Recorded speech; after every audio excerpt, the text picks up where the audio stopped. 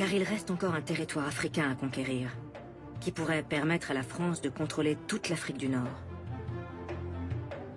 Le sultanat du Maroc va donc devenir sa nouvelle cible.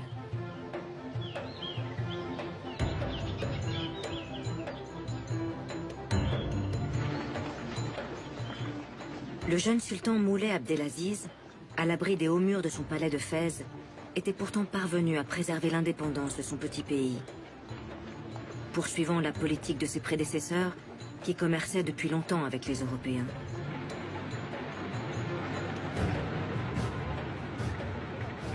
Allemands, Français, Espagnols et Britanniques étaient les bienvenus dans le port de Tanger et le long de la côte. Mais dans une tragédie en 3 actes, dont les acteurs seront les puissances européennes, le Maroc va voir son destin lui échapper.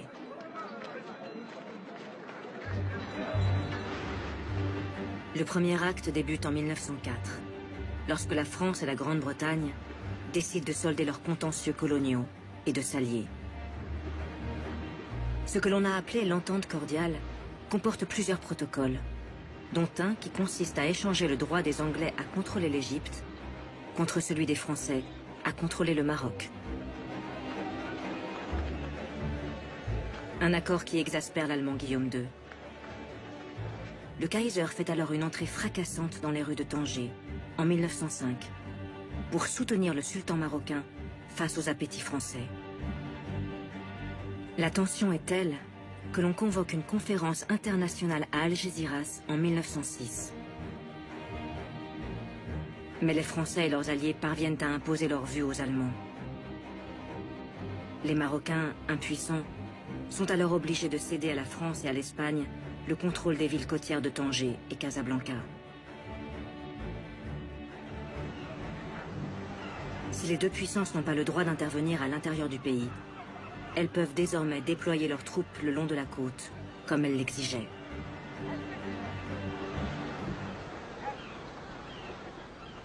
Mais sur le terrain, les Marocains ne vont pas se laisser faire.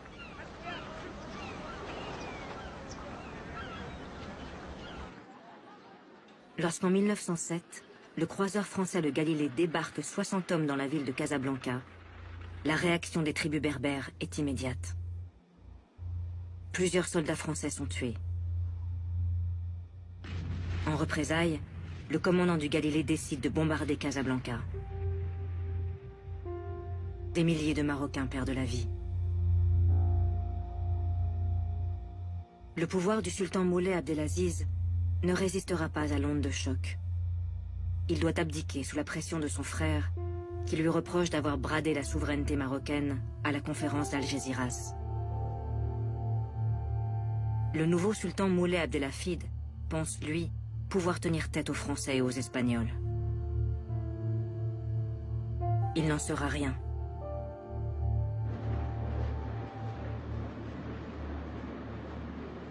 Sous la pression du parti colonial, qui pousse à l'annexion du Maroc, et sous le prétexte toujours le même de troubles à la frontière algérienne, la France multiplie les opérations militaires à partir de 1908, s'engageant dans une guerre coloniale de plus de 25 années, sans doute la moins connue de son histoire. Ces opérations sont soutenues par une large majorité de députés, à l'exception notable des socialistes. Leur leader, Jean Jaurès, dénonce à plusieurs reprises à la tribune ces interventions particulièrement violentes.